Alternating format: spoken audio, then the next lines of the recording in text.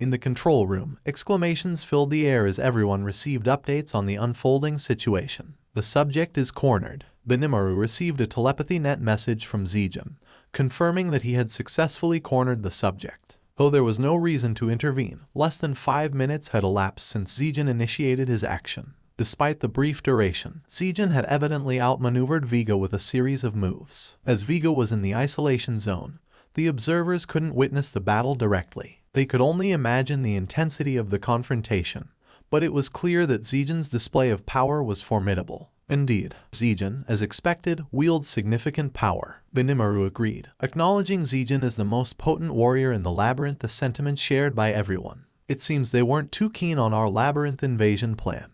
Zegion appears to have lost his temper. I'm relieved he agreed to the mission. The labyrinth's isolation operation was an unconventional idea, not originating from the labyrinth group. Zegion, not initially under Benimaru's command, followed the order, likely convinced of its reasonability. In Ramiris's absence, unity was paramount, and Benimaru needed to assert his leadership. Zegion is certainly more composed than you. No, I'm composed too, Commander-in-Chief. You're a good actor even in a situation like this. Benimaru and Ramiris exchanged nods, their faces cheerful as the mission neared a critical phase. Vega's resolution was imminent, and the completion of the Colosseum was on the horizon. Benimaru turned his attention to the large screen. Don't worry, Rimuru-sama. I will protect the labyrinth, even if it costs me my life. In Rimiru's absence, Benimaru assumed responsibility for the labyrinth. While Ramiris provided valuable cooperation, caution was still essential. Benimaru found himself deeply involved in the unfolding events. As Zegion engaged in a life-or-death struggle with Vega, Ramiris anxiously watched her friend on the screen,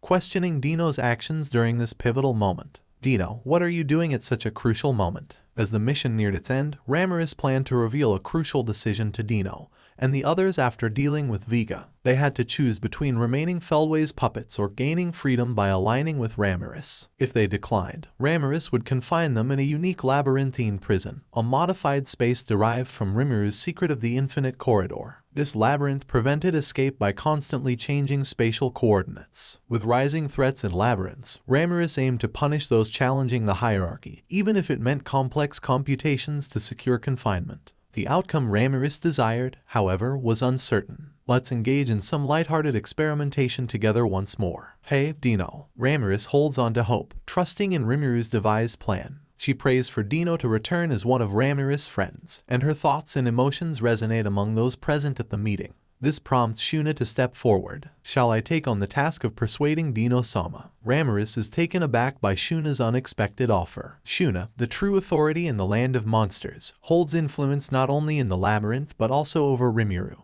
It's well known that Shuna is the reliable figure for everyone, managing finances and the kitchen. Are you confident you can handle this? Are you okay, Shuna? Ramiris questions, expressing concern along with Benimaru. Shuna responds with a serene smile and a nod, assuring them that everything will be fine. Dino was worn out, taking a much-needed break after experiencing death 4 times. Despite the fatigue, he found himself growing accustomed to the situation. Beretta approached him with a resurrection bracelet, wearing a seemingly devilish smile beneath her mask. As he glanced at the sky, Dino mused that he might be imagining a growing comfort with the repeated deaths, convincing himself to accept the reality. Curious about Ramiris's motives, he questioned why she was going to such lengths. He dismissed the idea of mere revenge, noting that Ramiris, while persistent, wouldn't act with such determination due to forgetfulness. Acknowledging the source of Ramiris's anger, he admitted that she held a grudge because he followed Feldway's orders. Despite the predicament, he felt compelled to obey orders due to his angelic powers. Ultimate Dominion's absolute authority prevails, and those under it, while fortunate to retain free will through obedience, risk harsh consequences from Feldway if they displease him further. Amidst the opportunity to momentarily defy Feldway and aid Rimuru and Ramiris, Dino, a valuable informant, leaked information deliberately. However, breaking the mechanism proves impossible. Examining his death's moment, Dino finds Heavenly King Astarte binding his soul, part of Ultimate Dominion. Although possessing the power of Sloth King Belphegor,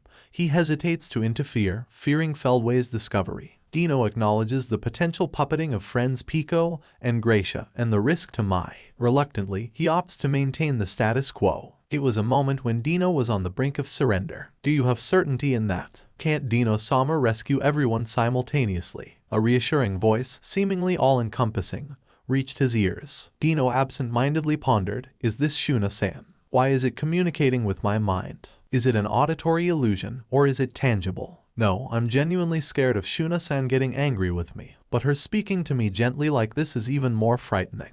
It wasn't a question but a directive, a compelling force, as if compelling him to take action. If you were to say, I can't do it, disappointment would surely follow. Even the typically laid-back Dino understood that this was unacceptable. There was only one solution: to do it. Despite the numerous downsides to failure, the rewards of success outweighed them. Recalling Ramiris's smile, he resolved to proceed. Yes, you're correct. Why was I hesitating? I shouldn't be lamenting without attempting it. Let's give it a try, and if it fails, then I can consider giving up. Determined not to lose his motivation, Dino chose to take action. Dino tightly balled his hand into a fist, delivering a forceful punch to his own cheek. Strangely, there was no physical pain. Instead, it felt like a profound awakening. Although the impact was mentally staggering, the burdens that had been weighing on Dino's mind were now smoldering away. Listen up, everyone. I've reached a decision. If I'm going to live a half-hearted life, I'd rather take a risk and strive for my freedom, Dino announced boldly. But Pico and Gracia regarded him with icy stares. Finally, you're too dense to realize that it took being figuratively killed 4 times for it to click, aren't you? For someone advocating about keeping our strength up, what about yourself? You're so drained that you can't even make a quick escape. A barrage of verbal bullets was unleashed on Dino. I've made my decision too. From what I can tell, Dino is the only one with this level of indecisiveness. Although Mai's words were heartbreaking, they were also a backhanded compliment to Dino. Well, there aren't many men as reluctant to wrap things up as I am. I wasn't praising you, you know. Your self-awareness is unbearable. It's just like Dino, isn't it? Yet, amidst the banter, a certain level of trust lingered. Pico and Gracia's unexpected faith surprised Dino. He hadn't anticipated such quick conviction from them. He had assumed it would take time to persuade them, and he was worried that Mai might not lend her support. Well, are you all certain? I haven't explained everything yet. Just get on with it. If you fail, I'll personally take you down. We have to put our trust in him. Let's not treat it like a one-shot gamble. It's about believing in a process. In succession, Gracia, Pico, and Mai declared their trust in Dino. I'd like to give a big shout out to my top Patreon supporters: Big Boy J, Cheesebean, Kevin Matthew, Davon, Corrido, Jason Torres, and Edward Balestream. I also want to acknowledge our top commenter of the week. Thank you all for tuning in. I'll be back with more content soon, so make sure to hit that subscribe button.